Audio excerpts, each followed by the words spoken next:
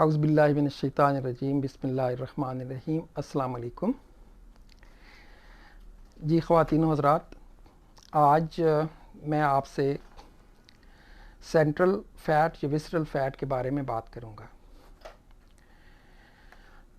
Insulin resistance की जहाँ बात होती है, उसकी सबसे बड़ी वजह वो फ़ैट या वो चर्बी है जो पेट के अंदर, जिगर के आसपास, जिगर के अंदर, आपके पैंक्रियाज, लिबलिबा, अंतड़ियों के इर्द गिर्द मौजूद होती है। और इसकी वजह से फिर बाकी तमाम जिस्म में वज़न का बढ़ना शुरू होता है, इंसुलिन रेजिस्टेंस बढ़ती है, क्रॉनिक इन्फ्लेमेशन बढ़ती है और आखिर में डायबिटीज़ टाइप 2 हो जाती है या प्री डायबिटिक बंदा हो जाता है, ब्लड प्रेशर में इजाफ़ा हो जाता है, बाकी तमाम मसाइल इसके बाद शुरू होते हैं। सेंट्रल फ़ैट के लिए बाकी तमाम जिस्म का मोटा होना ज़रूरी नहीं है। ऐसे बहुत से शवाहिद मिले हैं कि बहुत से ऐसे लोग जो बज़ाहिर बिल्कुल सकीनी हैं, पतले हैं और वज़न भी उनका बढ़ा हुआ बिल्कुल नहीं है, लेकिन उनके अंदर भी सेंट्रल फ़ैट मौजूद होती है।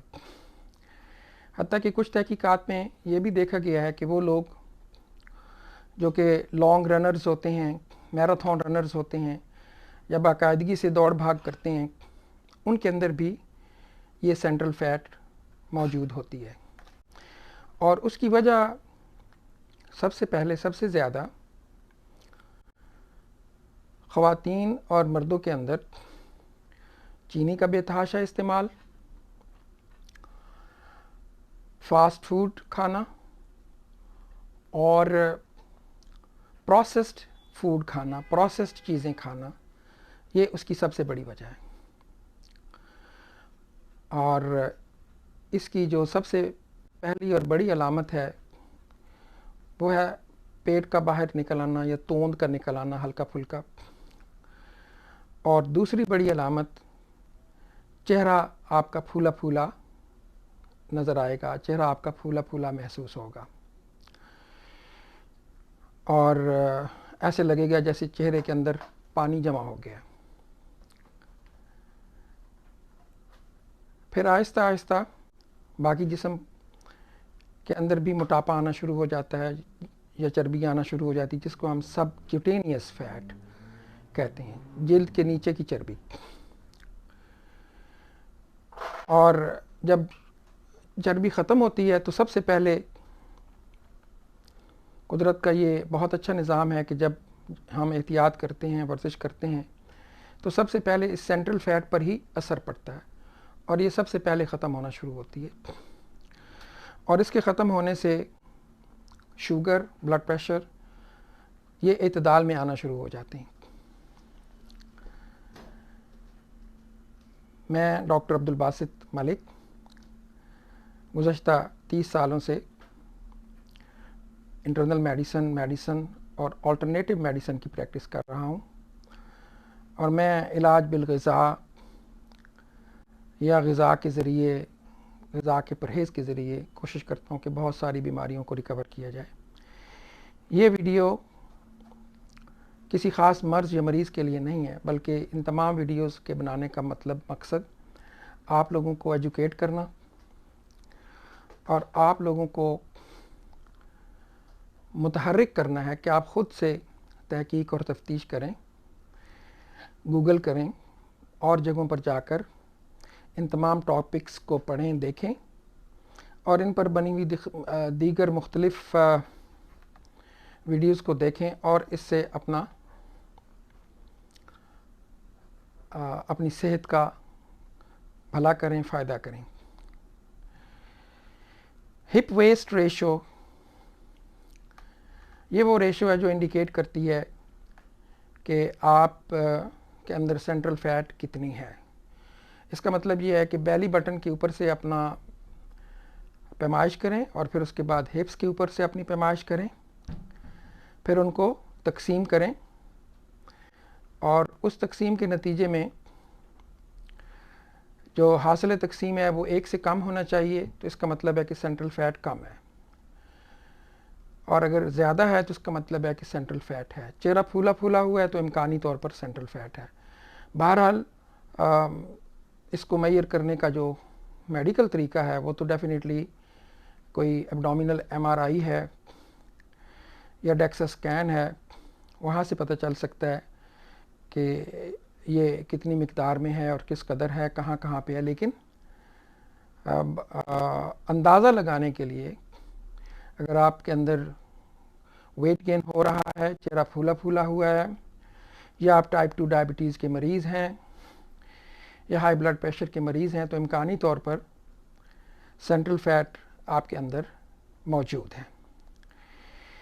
अब आ जाता है कि इसको कैसे ठीक किया जा सकता है। तो सबसे पहले तो और सबसे बड़ी एहतियात जो आपने करनी है वो करनी है चीनी की। कार्बोहाइड्रेट्स में सबसे ज़्यादा डेंजरस चीज़ जो है वो चीनी है, और चीनी से बनी हुई तमाम अशिया, और ख़ास तौर पर जो प्रोसेस चीज़ें जो कि बेकरी में या कन्फेक्शनरीज़ में बनती हैं, उनके अंदर हाई फ्रुक्टोज़ कॉर्न सिरप को इस्तेमाल किया जाता है, जो कि चीनी जितना ही नुकसानदेह है। लिहाजा कैंडी, चॉकलेट, बेकरी, इन तमाम चीज़ों से तो आप कर लें तौबा।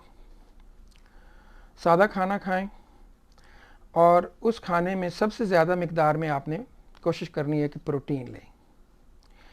जितना ज़्यादा आप प्रोटीन लेंगे उतना ही इम्कानी तौर पर सबक्यूटेनियस फ़ैट और सेंट्रल फ़ैट के आपके जिस्म से ख़ारिज होने के या कम होने के इम्कानात बढ़ते जाएंगे। उसके अलावा प्रोटीन में आप के लिए सबसे बेहतर अंडे हैं, उसके बाद दुम्बे या बकरे का गोश्त है, बीफ है, चिकन और फ़िश है। तो आप अपने हिसाब से इसकी मिकदार में इजाफ़ा करें। लेकिन मैं ये आपको वाज़ेह तौर पर बताना चाहता हूँ कि ये ज़्यादा ज़रूरी है कि आपने क्या नहीं खाना। क्या नहीं खाना, जैसे चीनी नहीं खानी, मीठा नहीं खाना, स्टार्च वाली चीज़ें नहीं खानी, तो इससे आपको सबसे पहले फ़ायदा होगा। फिर दूसरे नंबर पर आपने क्या खाना है, उससे फ़ायदा होगा। और खाने और पीने के साथ साथ आपने वर्जिश करनी है। आप वॉक करें, सैर करें, बॉडी बिल्डिंग करें। लेकिन आज मैं आपको डेमो देना चाहता हूँ स्प्रिंटिंग की, जो कि सबसे ज़्यादा इसके लिए मौसर है सेंट्रल फ़ैट को लूज़ करने के लिए। स्प्रिंटिंग का मतलब है कि आप दौड़ते हुए, जॉगिंग करते हुए 30 सेकंड के लिए एकदम से बहुत तेज़ दौड़ना शुरू कर दें अपने पूरे ज़ोर के साथ। या अगर आप साइकिल चला रहे हैं तो साइकिल चलाते हुए एकदम से आप 30 सेकंड के लिए बहुत तेज़ साइकिल चलाएं, फिर स्लो हो जाएं 3 मिनट के लिए, फिर 30 सेकंड के लिए तेज़ साइकिल चलाएं, फिर स्लो हो जाएं 3 मिनट के लिए, और इस तरह 4 दफ़ा आपने टोटल करना है एक दिन में। ये तकरीबन 12 मिनट 13 मिनट लगेंगे टोटल, लेकिन इनका इम्पैक्ट गोया आपने 45-50 मिनट साइकिलिंग की है, इनका इम्पैक्ट इतना ज़्यादा होगा। कुछ स्टडीज़ की गई हैं जिनमें जिस्म के अंदर वर्जिश के नतीजे में पैदा होने वाला एक ख़ास कंपाउंड, जिसको हम लैक्फी कहते हैं, जो कि लैक्टिक एसिड और फिनाइल एलानिन के मिलने से बनता है, और इसका फ़ायदा ये है कि जब ये जिस्म में बनता है तो भूख लगना कम हो जाती है और आपको बहुत ज़्यादा खाने की हाजत नहीं महसूस होती।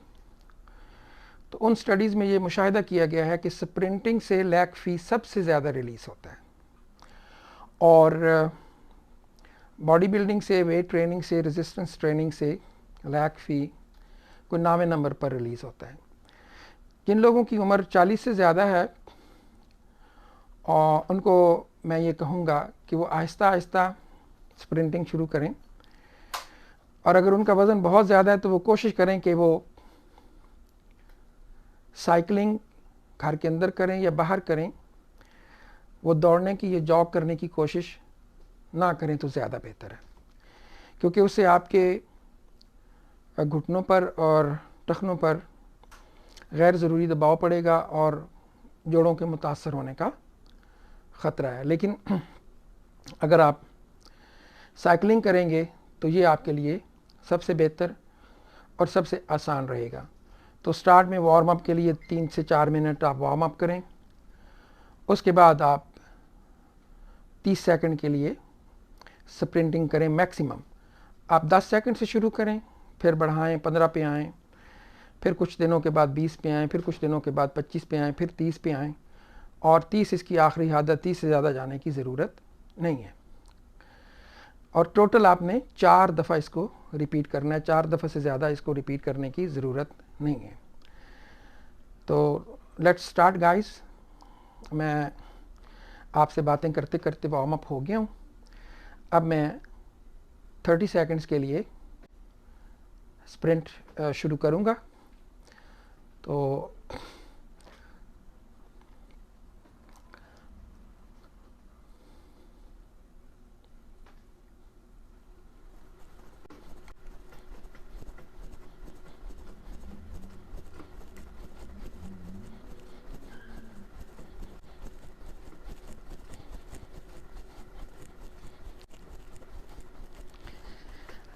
Let's go.